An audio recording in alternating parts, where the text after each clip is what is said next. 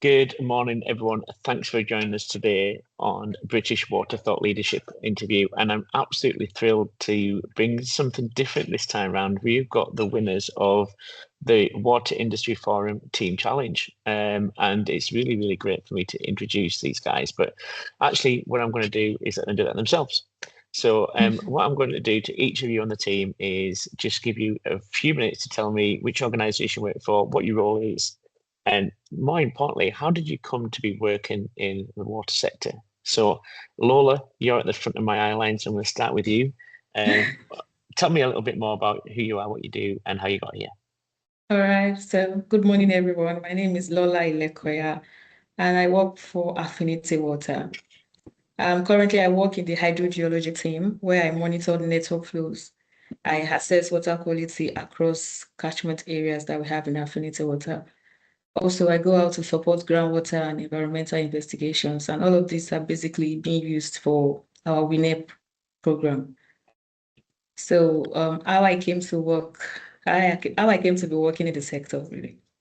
To be honest, I didn't know that I would end up in the water industry. So I had just finished my master's in environmental science when I saw a secondment opportunity with Affinity Water. So I applied and interviewed even during the week that I graduated.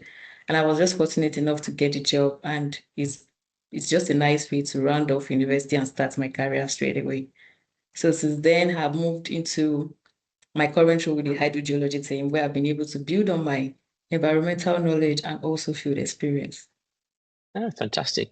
Lola, welcome. Thank you. Thank you. Zoe, you're next in my eye line. Tell me a bit more about yourself. So my name is Zoe Fryer. I'm a project manager at WSP. I've been with WSP as a project manager for about nearly 2 years, 2 years in September. And I manage the design of water and wastewater treatment works. I joined the water and engineering sector purely by chance twice. So I obviously need to stay now. I feel like this is where I need to be. But yeah, I can't say I had a big story about why I ended up in water. It was purely by chance, but I'm enjoying it. Zoe, that's fantastic to hear, and I can absolutely relate. I ended up in water completely by accident, and so that's good to hear. Daniel. Hey everyone, I'm Daniel Carr. So I work for an organisation called GLEADS. It's a consultancy, and I work as a graduate quantity surveyor. So I joined GLEADS in 2024, working within the infrastructure team, and I've been seconded to United Utilities for the past year. So that's kind of how I entered the water sector, and how I was presented with the opportunity to take part in the challenge. Daniel, welcome. And as a former quantity surveyor myself, I'm delighted to see one on the team. All successful teams need good QSs in my experience. Exactly. I'm glad someone said it. Carlos, over to you. So my name is Carlos Blanc Martinez. I work for MWH Treatment as a graduate mechanical engineer. I've been working here for about 2 years in September as well. And we basically work with design and build in wastewater and clean water water projects. I work mostly in wastewater projects. I've not been involved in that many so far, but I've been mostly in wastewater. And how I got into the water industry, finished uni, did my masters, and pretty much like everyone else, just needed the first job. And I saw, working in the water industry, you actually have a big impact, even though people don't really know what's going on in the water industry. So yeah, I just saw the opportunity, got the job, and then here I am. Now you're in, you're baked in, Carlos. No return now.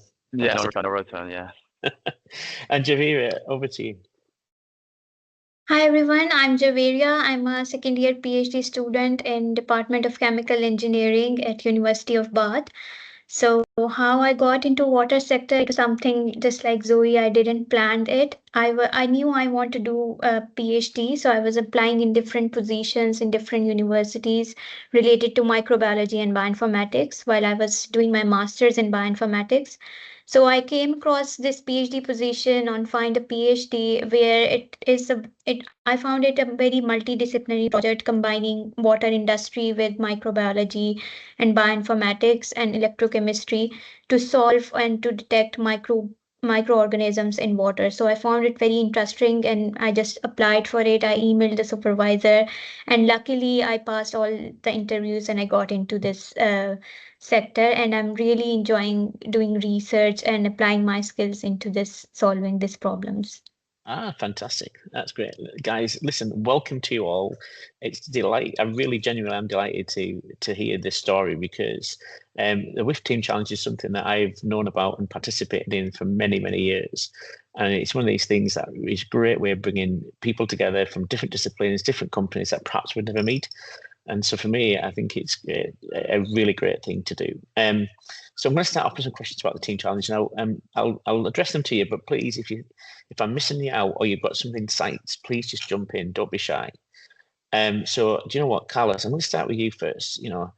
Tell me a little bit more about how you found the experience of the Team Challenge. I'm keen to tease out, other people that might be watching this, might be thinking about doing it. What were the sort of challenges? What do you enjoy most? Is there something that surprised you that you perhaps weren't expecting? So, over to you. Yeah, so I think I don't really like all this networking, and that. I struggle a bit, especially when it's speaking to new people. And then I don't have an issue, just the first conversation.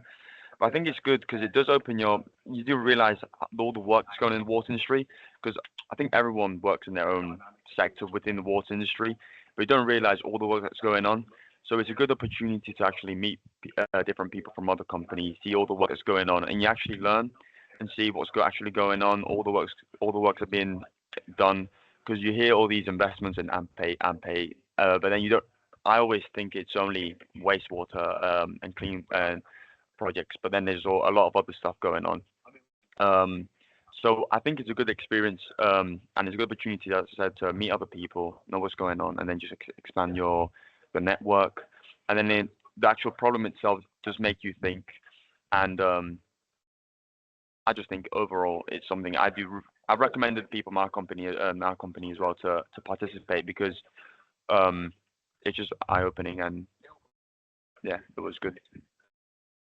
Magic. I mean, it's quite interesting. I mean, I meet a lot of young people, especially when you're not long out into your career, find it a bit difficult, especially engineering graduates in terms of network thing. And I think as well, if you don't always appreciate the value in your career till much later on. I certainly didn't. I mean, when I started out, I was like, I couldn't get 2 words out of me. Now you can't shut me up, as anyone who watches this will attest to. Zoe, keen to hear your experience.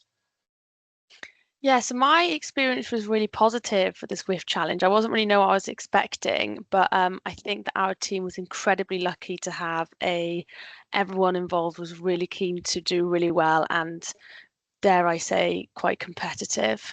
And what I absolutely loved about this challenge was I'm not technical. I'm a project manager. I don't have an engineering background.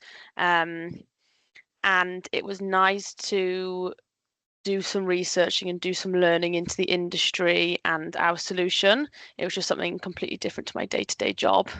And so it was quite nice to be innovative and creative in a way that I don't get to do.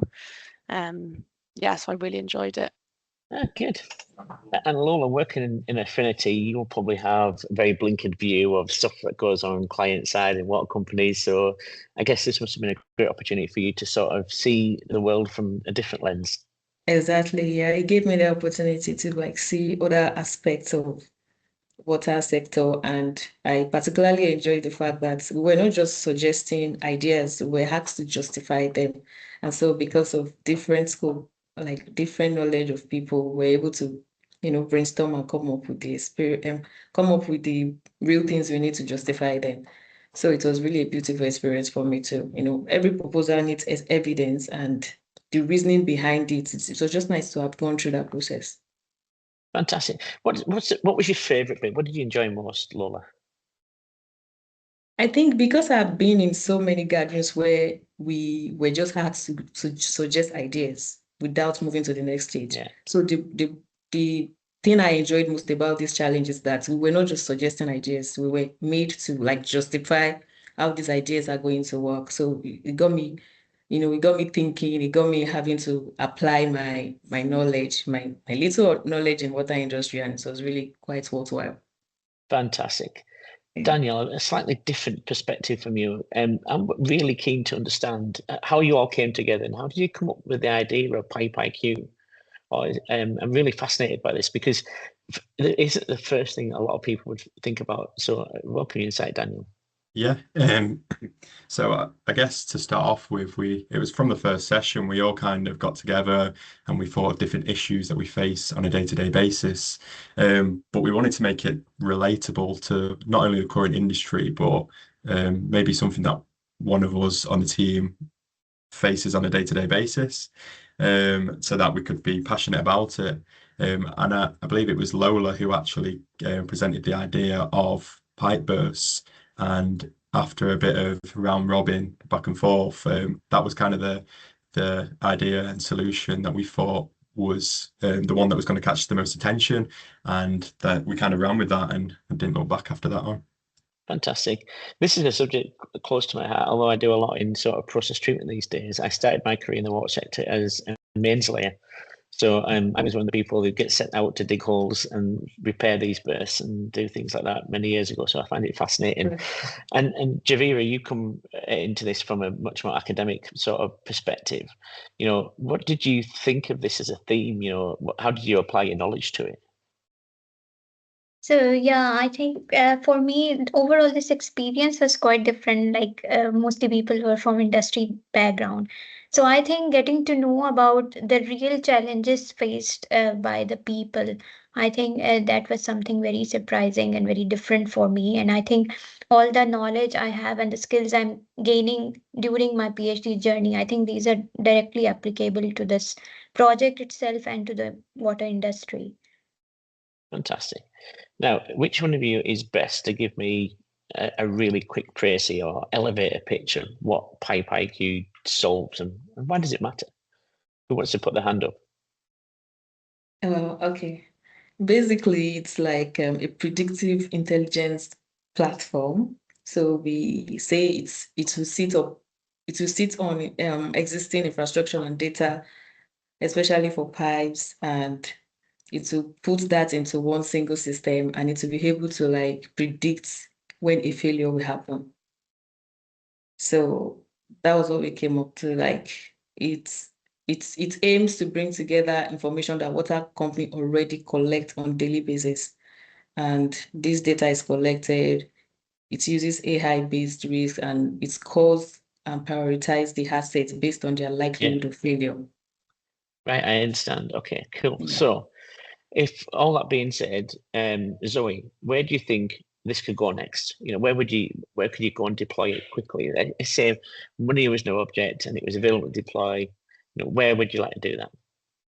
So we had always mentioned, and we mentioned this in the presentation, that we would love to work with one water company first in one area and roll it out in a specific area and collect all of their data on the pipes in this catchment area and create this AI table and really figure out where the problems were with that first, and then hopefully roll it out into a whole national UK basis. That was how we envisioned it to be. Fantastic. And which water company would you like to work with first? Well, we kind of said Affinity Water, didn't we? Just because Lola works there, and we thought might as well make it a bit personal. Good for you. Never, don't be shy of a plug. That's great. I would love to hear it. And so goes, I guess, Carlos, Daniel, question for you. From different perspectives, I get from an engineering and commercial. Carlos first. If you could get anyone in the room to pitch your idea to, who would you bring in? What, pitch my idea? Yeah.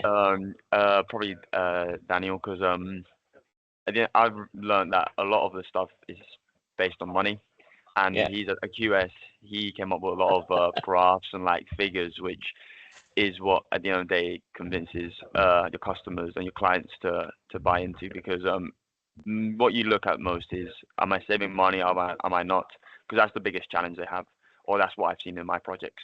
So I think if you if you make it clear that they're going to save money, then they'll want to hear about it. But I think that's the main priority for them.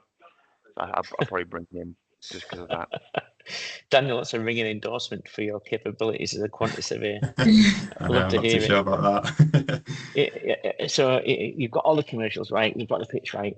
Who from industry would you want to bring in? Who were the people that you want to pitch to? You know, any ideas? I'm not too sure about names in general, but I'd just say there's more senior leaders from these water companies or any experienced industry professionals for that matter. Just their input and guidance would be extremely beneficial and Yeah, essentially just help give the project legs, and we can go from there. very good. Yeah, I guess there's lots of people who I might think would be really useful. I guess it's probably find the right partners as well, because you know it's one thing getting access to the data, it's another thing and then getting the resources and scaling it. So these are all things I know you need to think about. And I guess Javira, what you've been involved in this project from the beginning. What do you see as the biggest barrier to turning all the work that you've done in Pipe IQ into reality? What do you think? If we could take anything away, what would it be? I think the biggest challenge would be the access to the data and how accurate and updated that data is. And then eventually, once this database or platform is developed, I think updating and managing that database itself would be a biggest challenge, because we need to keep updated with the pipes data every now and then, and how sustainable that will be for the future. I must admit, if there was a way of mapping underground assets really effectively, but what a transformation that would be. I know from many years of working on infrastructure that you get a drawing with a pipe on it or a cable, and it's never really where you hope it might be where the drawing sits.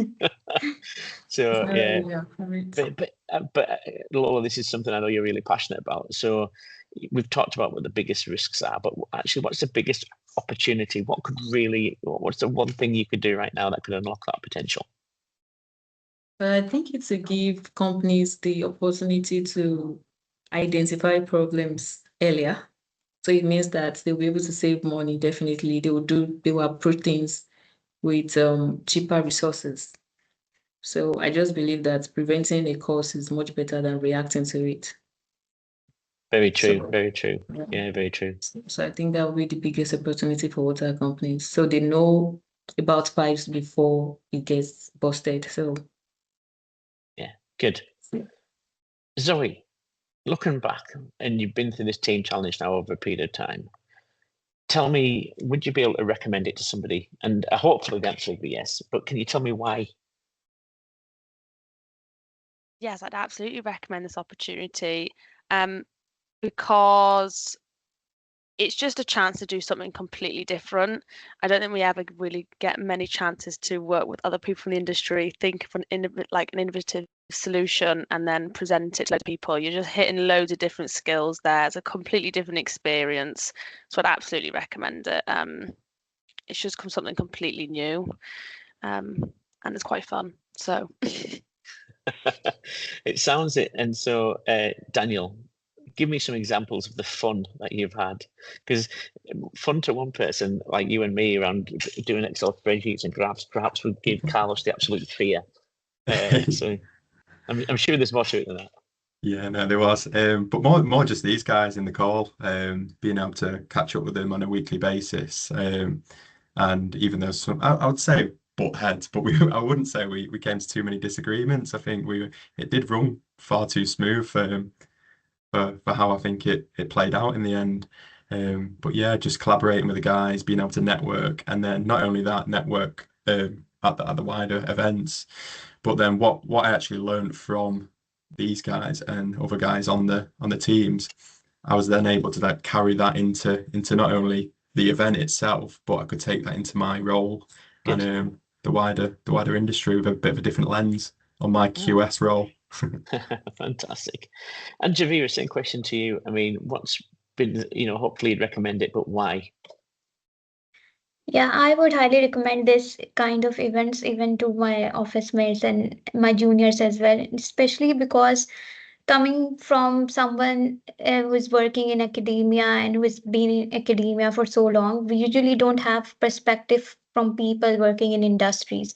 So I think for me, it was a very different kind of an event to learn about what kind of roles people are playing, and especially to learn about different skills which we normally couldn't learn in our normal day-to-day roles, like teamwork, communication skills, and how to solve an actual challenge and how to present it. So I think it was a learning opportunity. Thank So you. that's, yeah. And Carlos, tell me in a quick line, how would you address this challenge? How would you excite it? How do you get people interested in participating? I would, in a quick line, I would just say it's something different, and you do well because we won. I think I came out with a lot more confidence, but I think it's just learn a lot, and it's something different you can do, and you actually enjoy it. Even if it doesn't sound like it, you do enjoy it. You do enjoy it. And tell me, Lola, how did you actually get into doing this in the first place? What made you want to do this? Oh, thank you very much for that question. One of my colleagues that actually attended this challenge last year kept on talking about it. And she just kept on saying how amazing it was to meet people from other sectors, how great the challenge was. And I was just looking out for that mail. As soon as I saw it, I just put my name down for it. So it was really from the words of her own mouth. She told me how great it was. So I just thought it's something I could go. I think because she knows that I am one for collaboration. I love speaking, so to say. So she just thought it's something I could enjoy, and I really enjoyed it. Lola, you and I have just met, but I can absolutely believe you love speaking. Brilliant. I hope so. Good. So It gets better. It gets better. Like I it's can't wait something to hear I've been more. working on. Yeah. Good for you. Thank you. I'm going to move on a little bit now and just talk about what it's like working in the UK water sector generally. And some of you have found your way into water by chance, some intentionally. But, Carlos, I'm keen to understand, has your perception changed since you started? Has anything surprised you? You found anything, oh, that I didn't expect that, or yeah, I really expected that. I didn't. Well, no, I didn't. Didn't know how much work actually goes on with the water industry. I don't know why. I just thought it was most of it is just what I was doing, which is wastewater treatment plants, and then some works with like CSOs and spills and stuff like that. But I thought it was just generally what we did, and that was about it. So it made me realize like understand where all the money goes to when they tell you like, oh, we're investing so much money into this AMP, so much money into some projects. So yeah, it was just it helped me just understand what actually goes on in the water industry, and it's just not all about what I do, basically. Good stuff. Lola, I mean, you're working with Affinity, lots of stuff to do there, and clean water side. Coming into the water sector again, not by intent. How have you found it? Have you, do you? Hopefully you enjoy it, but is there any myths that you've sort of that have surprised you? It's not really like that. Oh yeah, it really is interesting. Well, definitely, because before coming in, I thought it would just be about, taking water, treating it, and supplying the water. But then upon coming in, I found out that there's so much science, so much environmental monitoring, so much engineering, so much data analysis, and so many other things that actually go behind the scenes into just supplying safe water to the environment. So, and all of this, the customers never see it. And so it just shows me how essential it is to protect the environment. And Zoe, of course, you've waxed lyrically about how you found your way into the industry. What's the most surprising thing you've discovered since you got here? I think the most surprising thing is kind of what the other guys have said is there's so many different things that go into just the design of, like, let's say a pipeline. Like, I don't think I quite ever realized or could fathom how much work and how many areas of the build and the design you need to think about for it to actually be built and go through. There are some major challenges, and it's never as easy as just digging in the ground and putting a pipe in. And I think that is definitely what surprised me the most, especially with the, like new challenges facing the water sector is facing. So yeah, it's been very interesting. Good. So I'm going to move things on from challenges that you might have seen, but I guess the UK water sector is under a little bit of pressure externally at the moment. Lots of challenges facing the sector. What do you think are the biggest ones? Is it public trust? Is it funding? Is it siloed work, environmental pressures, climate pressures, skills? There's so many different things that are compound at the moment. Daniel, give us your insights into what you think. Yeah, I guess for me, I could say aging infrastructure, and I guess it makes sense that one sticks out given our proposal was built around that problem. I guess a lot of the pipe network we're still relying on today was laid decades ago, and nobody was designing for the kind of demand or the climate pressures that we're dealing with now. I believe it wasn't built for the population growth in mind, or the intense rainfall or dry spells that we're starting to see more often, are common these past few weeks anyway. So you've got infrastructure that was perfectly adequate for its time, but is now being pushed well beyond what it was ever designed for, potentially. And a nice hook back into Pipe IQ. And Javira, same question to you. What do you think is the biggest challenge facing UK water just now? So I think I'll pretty much agree with Daniel, like facing these climate changes, especially in these heat waves. I think our infrastructure is not that sustainable enough to cope up with that. And then another thing which I notice is in terms of UK in drinking water, we are very good, but in terms of wastewater management, I think like tertiary treatment and all, I think these are certain things, advancements we really need it now at this point. So I think these are some very important challenges. Yeah, good. And Carlos, tell me, what do you think is the biggest opportunity for the sector in the next, 10 years?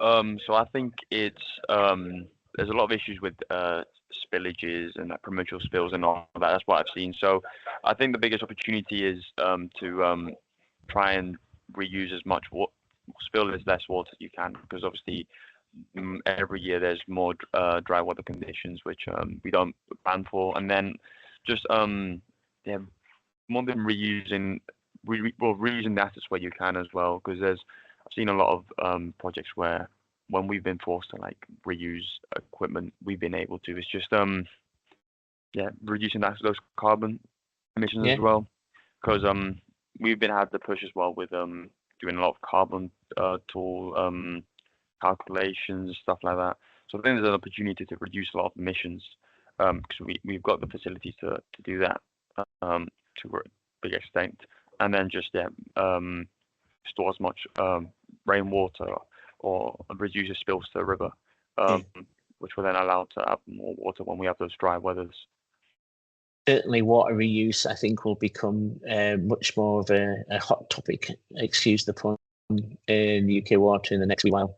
And Lola, this is maybe something that Affinity are considering, but what do you see the biggest opportunity out of the things we talked about? Well, maybe because I'm actively part of going out to collect data. So I think making better use of the data we already collect, because we have a huge base of data, like everyone goes out every time to collect data. So I think there's still a lot of untapped potential in that regard. Yeah, there's lots of what I would call stranded data, and Excel spreadsheets that are probably been knocking around for 30 years and things like that. How do you pull that together? How do you do something with it? And Zoe, here's a question for you. If you could greenlight one idea or one policy change or one thing, Mr. Burnham's new in post, he's got grand plans for the water sector, what would it be? So it's funny you asked that question, because I was actually having this conversation with someone like 2 days ago, and I agree with what Carlos said. I think we've got to do better at storing water, like especially like groundwater or rainwater. I kind of feel like all new homes should have a system to either store rainwater or like a well to store groundwater to be used for like laundry and toilets, etc. Because we're getting into such a low rain time, that there's so much water out there we're just not using efficiently. So if we could all, have our own storage of water for things that we don't need, filtered water for, I think it would decrease so much pressure on the water industry. I've always found it crazy how we think about data centers and the amount of water that they could consume, and then I know there's lots of new technology in that space, but why would we use clean potable water to build data centers? Why do we not build them next to sea and put seawater in them? For example, I'm not an expert, but I'm just always, it never ceases to amaze me in terms of why we make those decisions. And I guess, Javeera, if you could change one thing about the sector, what do you think what would it be? I think what I consider is I would improve the transparency between water companies and the citizens, so that like more updated progress about the projects going on and the challenges water companies are facing. I think that if it is more available to the citizens, like in news or some social media platforms, I think that would rebuild the trust of people on water companies, and they would also like to follow more sustainable practices for water resource management. I think you've hit the nail on the head there about trust, and Daniel, trust is something that quantity surveys build over time. What's your perception of one thing that you would like to really change in the sector? Yeah, I guess if I could look at the cost aspect, as you just mentioned, it'd be getting the cost and commercial thinking into the innovation conversations from day one.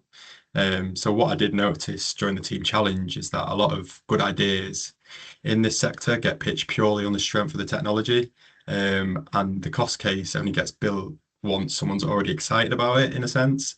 But as water companies operate under tight funding cycles, I guess if you can't answer the what does this cost, what does this save question early on, a good idea can then stall before it's even got a fair hearing. So I guess if we were to build the cost model alongside the tech, not after it, I think a lot more good ideas would actually be make it through real investment, rather than get stuck as interesting concepts. Yeah, I mean, that's very, very true. And I think sometimes, especially when you've got a really smashing new technology at pilot stage, is it scalable is usually an afterthought sometimes. So that's a really good insight. And Lola, if you could change one thing about UK water, what would it be? I would like to see more knowledge being shared across water industries, because they are solving the same problem, similar problems. So I don't see any reason why they should hold information. So I think we could probably learn from each other. I recently wrote something around how I travel a lot with work, and been to Australia, been to America, been into Europe, and the challenges are all the same. Aging infrastructure, climate change, emerging contaminants, population growth. Exactly. Doesn't matter where you go, these challenges are the same. It's interesting to get your perspectives on them. Okay, I'm just going to move things on a little bit now. You're all cracking young water professionals. There's lots going on in the sector. There's lots of things that the sector can have an impact, and especially when there's lots of new people required to be in the sector. And so I'm really keen to hear from you all, and I'll ask you this in turn. So, and I'll start with Carlos. What culture really matters to you, and what do you need to be supported? So I think it's important to have a bit of a mixture. Just having different backgrounds, education or whatever, or university, I think it's helpful. And then, because like I'm from Spain, and it's not like I've learned about water industry in Spain, but I guess there's a different way of thinking, maybe what you learn from school. So I think that's good. And then just having a team that actually supports you and like gives you opportunity to attend to events like this, where you do learn a lot. It does really help a lot to build that confidence, and then just be comfortable and able to bring up ideas. So I think that's pretty much the most important, and just make everyone feel obviously welcome. For somebody who comes from Spain, Carlos, your adaptation to the Mancunian accent has been nothing short of remarkable, is what I would say. Very good. Well, I've got a Mancunian accent. You've definitely got Mancunian vibes. That's the first time I've heard it, but I'll take it. Fair Lola, same question to you about, what culture really matters to you in the workplace, and do you feel like you've got the right support network around you? Oh, yeah, so the culture that matters to me is a culture where people are approachable, where people are willing to share knowledge, like they are open to new ideas. And very well, I agree that my company, Affinity Water, has done brilliant in giving me opportunities in that regard.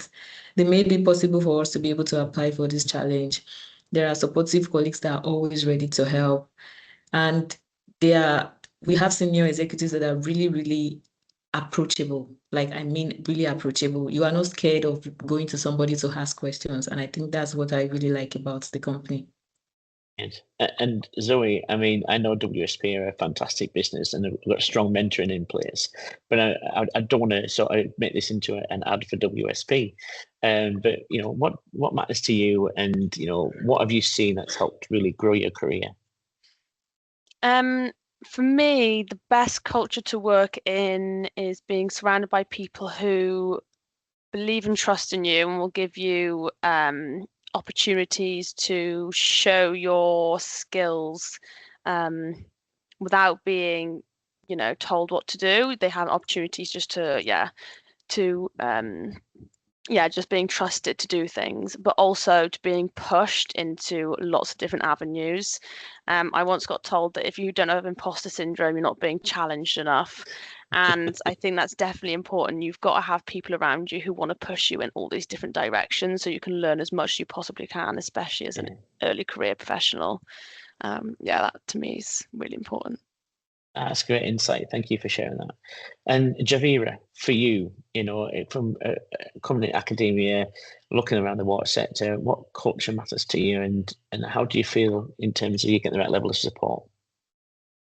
I think in terms of academia, I think I would prefer a collaborative culture. I will agree with Lola and Carlos that the people with whom we can share our ideas and we can discuss any problems we have instead of getting intimidated by their positions. I think the approachable people I would really prefer, and a diverse environment where people coming from different backgrounds and they have different perspective, they have different way of looking at the same problem. I think that is the kind of growth culture I would really prefer. And I'm very lucky enough to have a supervisor and a whole team which I can really rely on for the support. That's great. Great to hear. And Daniel, finally over to you. Same question. Yeah, I think the team's hit the nail on the head, really. I'd certainly say a positive culture is always beneficial. One where your voice is heard, and also where the SLT will listen to the ideas from people in early careers like ourselves. So support, mentorship, I think is crucial in early stages of your career. Obviously being given the opportunity to be put forward for challenges like the Water Industry Forum. But I believe I'm lucky enough to have a good team around me, not only at Gleeds, but United Utilities, which helps me grow each day. Fantastic. Lola, slightly different question to you now. I am looking for your wise counsel and sage advice. What would you give advice-wise to somebody starting their career, perhaps somebody who's finishing university or an apprenticeship and are considering a career in the water sector? Well, talking from experience, I would tell the person not to worry if they don't know anything before they are starting out, because nobody does, and everybody has to go through that process or that phase. So it is okay to come in and be dazed with the acronyms and everything, but then it gets better. So it is very, very broad, and there's a lot to learn. Acronyms are incredible in this sector. I remember when I started working in Scottish Water, I got a book. It was like 20 pages, and it was just all the acronyms of all the different stuff. It was like, oh my God. I can imagine. Incredible. Yeah. And Javira, same question to you. What advice would you give to somebody who's perhaps starting their career or finishing their studies or an apprenticeship and thinking about joining the water sector? I think my advice would be to stay curious, build connections, and also be very open to different opportunities. I think mostly people, what I've seen is if they're doing research, they're just focused on doing that lab work and research, and they don't go for any opportunity or any these kind of events which are in industry and all. So I think being open to these kind of opportunities is really helpful for a successful career, I think. Fantastic. And Carlos, slightly different question for you. What do you wish you'd known when you started? I think it would be just more stuff. So I'm like, just know that it's okay not to understand stuff or feel lost. Especially if you're at the beginning, a lot of the conversations, because you don't really know the terminology or the acronyms, it's harder to follow the conversations. So I think it's just to tell myself it's okay to feel like a bit lost or not really understanding what's going on. But it does get better, especially when you start working on projects and you actually start doing, in my case, the design work. That's when you actually do all your learning. Because I feel like it's good to listen to conversations, but if you don't really know what's being said, then it's hard to follow them. Yeah. So yeah, I'll just say it's okay to feel lost. It's going to get better. I've got a great example is Carlos. When I sort of moved from being in the operative word into being like into quantity surveying world, I was sitting in a meeting and everyone was talking about rubber ducks. And for a long time, I thought a rubber duck was something you played with in the bath. I didn't realize it was an acronym for a wheeled excavator. And so I spent a long time just incomplete, sort of like, what the hell's going on? I have no idea. Why did they keep talking about bath toys? And you're right, you get there, and don't be shy of just asking questions. And being curious is definitely great advice, Carlos. Yeah, I think that's the other one. Yeah, and Zoe. Oh, sorry, what were you saying? No, I was just going to say that asking questions there is just ask questions, even if they always say like there's no stupid questions, because then you realize a lot of questions you ask, you're like thinking, oh yeah, maybe that senior engineer should know it. Maybe you ask it and they didn't know it either. They just didn't want to ask the question either. So yeah. No, absolutely, and in my experience, assumptions is the mother of all mistakes. Yeah. So always better to ask and be sure.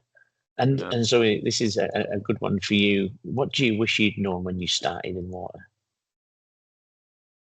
Yeah, probably very similar to what's already been said. I wish I had known that the other people who were starting in the same cohort as me were also as confused as you were and also knew as little as you did, and that was okay. And you were all going to learn it together. And I feel like when you start, especially like a grad scheme of something that's not quite like linked to what your degree was in, you just feel like you're miles behind everyone else. But from chatting about it and, speaking to other people in your cohort, you realize that everyone is just as confused as you, and that was okay. And you were all going to learn at the same speed.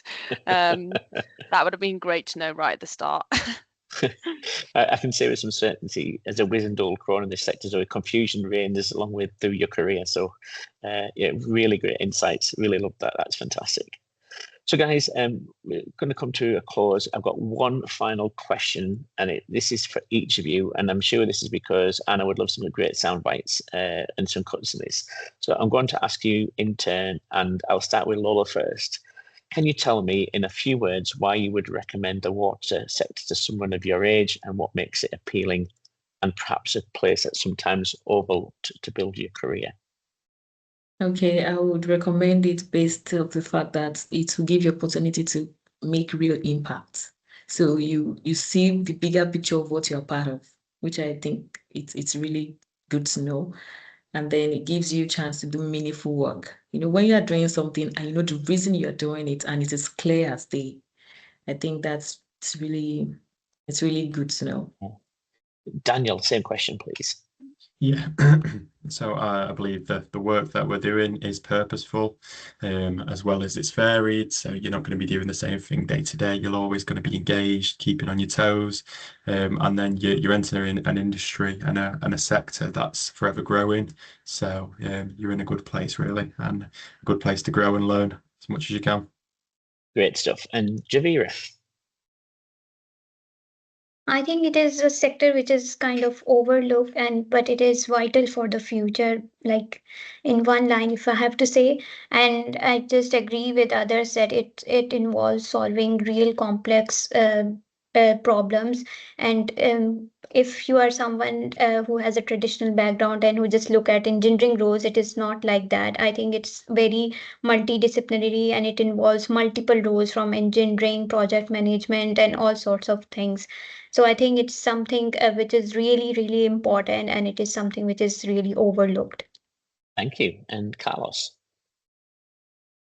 So I would say it's we work with water, which at the end of the day is something vital for us, and it's, as people have said already, you work on a lot of meaningful projects, and then there's a lot of problem solving, which for me is something which is interesting because not every day is the same. There's different things which will pop up.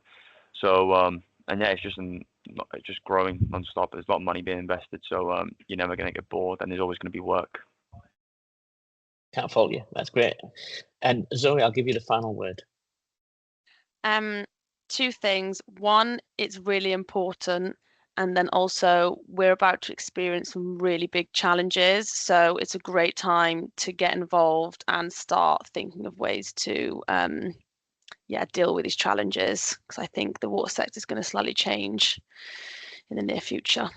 I think you're right. Lola, Zoe, Carlos, Daniel, Javier, thank you so much for spending some time with us.